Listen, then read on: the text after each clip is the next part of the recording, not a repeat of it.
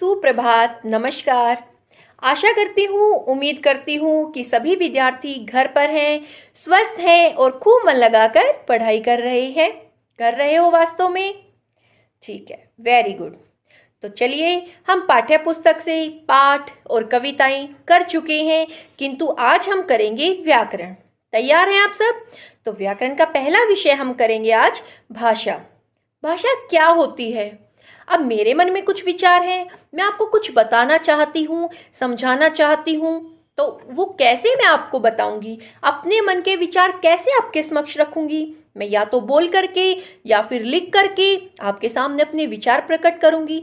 तो यह होती है भाषा, कि हम अपने विचार दूसरे व्यक्ति को समझा सकें और दूसरे व्यक्ति के विचारों को खुद समझ सकें। तो यह होती है भाषा, जिसके द्वारा मनुष्य बोलकर, सुनकर, लिखकर व पढ़कर अपने भावों या विचारों का आदान प्रदान करता है, वह कहलाती है हमारी भाषा।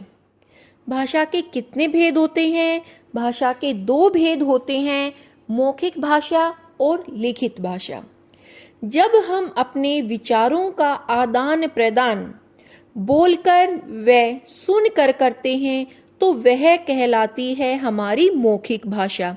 और जब हम अपने विचारों का आदान प्रदान लिखकर व पढ़कर करते हैं तो वह कहलाती है हमारी लिखित भाषा। भाषा के मुख्य रूप से 4 कौशल माने जाते हैं: बोलना, सुनना, लिखना व पढ़ना। तो यह हमारे मुख्य रूप से 2 भेद हैं। उसके बाद भाषा का एक अन्य भेद भी है, जो है हमारा सांकेतिक भाषा। सांकेतिक भाषा कौन सी भाषा होती है? जब हम अपने विचारों का आदान प्रदान संकेतों के द्वारा करते हैं, वह कहलाती है हमारी सांकेतिक भाषा। जैसे आपने अपनी कक्षा में कई बार देखा होगा कि अध्यापक श्याम पट्ट पर पढ़ा रहा है और बाहर से कोई व्यक्ति आकर, कोई विद्यार्थी आकर कक्षा में अनुमति चाहता है, तो अध्यापक पढ़ाते पढ़ाते गर्दन को हिलाकर अनुमति देते हैं और सामने वाला इशारों में समझ जाता है कि अध्यापक का क्या संकेत है, अध्यापक क्या कहना चाहता है। तो यह कहलाएगी हमारी सांकेतिक भाषा। उसके बाद आती है बोली। बोली क्या होती है? बोली होती है जो हम बहुत ही छोटे क्षेत्र में बोलते हैं, जो केवल हमारी सामान्य बोलचाल की भाषा होती है, जो साहित्य में लिखी पढ़ी नहीं जाती है, वह कहलाती है हमारी बोली। बोली के बाद आती है उपभाषा। उपभाषा वह होती है जब बोली का क्षेत्र थोड़ा सा बड़ा हो जाता है। साहित्य में अनेकों कवि, अनेकों लेखकों ने उपभाषा का प्रयोग अपनी रचनाओं में किया है। बोली का प्रयोग नहीं मिलेगा, लेकिन उपभाषा का प्रयोग साहित्य में देखने को मिलता है। ये थी हमारी भाषा। लेकिन भाषा को लिखा कैसे जाएगा, उसका लिखने का ढंग क्या होगा, वह कहलाती है हमारी लिपि। लिपि क्या होती है? लिपि होती है लिखने का ढंग। हमारी प्रत्येक भाषा की अलग अलग लिपि होती है। हिंदी की लिपि है देवनागरी। हम जो हिंदी लिखते हैं वह किस लिपि में लिखते हैं? देवनागरी लिपि में। उसके बाद आती है हमारी राजभाषा, राष्ट्रभाषा और मातृभाषा। देखिए, राजभाषा कौन सी होती है? वह भाषा जिसके अंतर्गत राजकीय कार्य किए जाते हैं। और हमारे भारत देश के अंदर राजकीय कार्य किस भाषा में किए जाते हैं? हिंदी भाषा में। इसलिए हमारी राजभाषा कौन सी है? हिंदी हमारी राजभाषा है। उसके बाद आती है राष्ट्रभाषा। राष्ट्रभाषा कौन सी होती है? राष्ट्रभाषा वह होती है जो पूरे राष्ट्र के अंदर, जो पूरे देश के अंदर बोली जाती है। तो हमारे भारत देश के अंदर कौन सी भाषा पूरे राष्ट्र में बोली जाती है? हिंदी। हिंदी ही हमारी राष्ट्रभाषा होती है।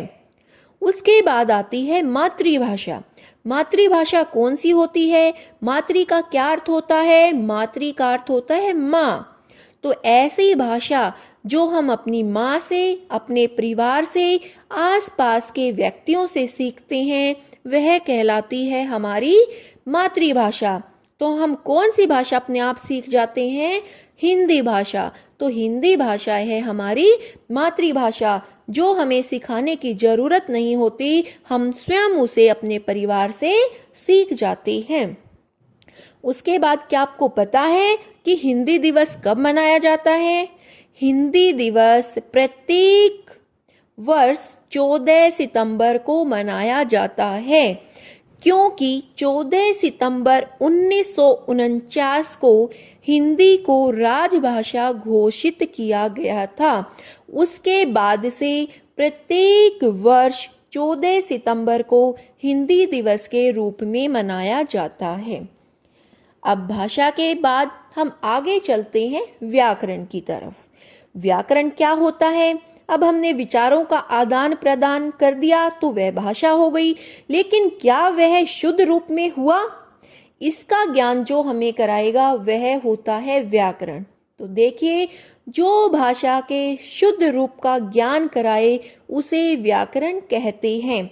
अब मैं आपको कहूँ कि लड़का खेल रही है, तो आपको बहुत ही अजीब लगा होगा। आपने मेरी गलती को पकड़ लिया होगा कि लड़का खेल रही है।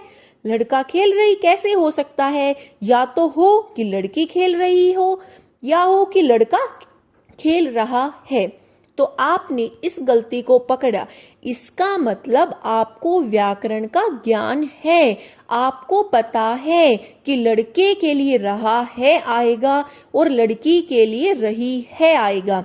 इसलिए जो भाषा हम आदान प्रदान कर रहे हैं वह भाषा शुद्ध है या नहीं, उसमें कोई गलती, कोई त्रुटि तो नहीं है, इन सब बातों का ज्ञान हमें व्याकरण के द्वारा होता है।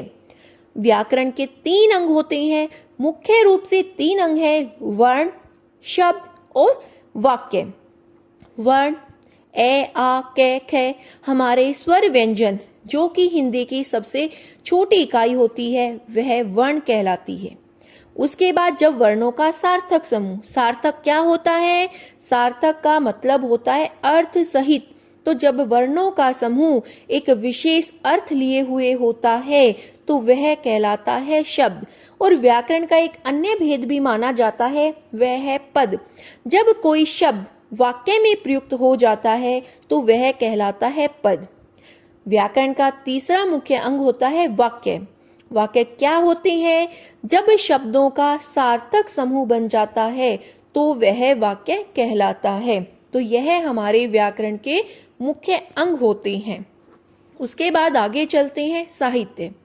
साहित्य क्या होता है? साहित्य होता है हिंदी भाषा का संचित कोश, यानी हमारी जो पूरी हिंदी भाषा है उसका जो एक संचित कोश है वह साहित्य कहलाता है। और हिंदी में जो साहित्य है वह 2 प्रकार का होता है, एक गद्य और एक पद्य। अब गद्य कौन सा होगा? जो एक पैराग्राफ की तरह होता है, जिसमें पहरा होता है, जिसमें कहानी, लेख, जीवनी, नाटक आदि जो हम पाठ पढ़ते हैं वह हमारे गद्य भाग में होते हैं। तो यह होगा गद्य। और दूसरा होता है पद्य। पद्य कौन सा होगा? जो हम कविताएं पढ़ते हैं तो वह होता है हमारा पद्य भाग। पद्य भाग में आता है गीत, कविता, पद, दोहा, छंद आदि। तो यह है हमारा साहित्य। उम्मीद है कि आपको बहुत ही अच्छी प्रकार से समझ में आ गया होगा। आप इसी तरह से खूब मन लगाकर पढ़ते रहिए, अपने घर रहिए, स्वस्थ रहिए। इसी तरह से मैं आपके समक्ष पुनः फिर से आऊंगी कुछ नया विषय लेकर के।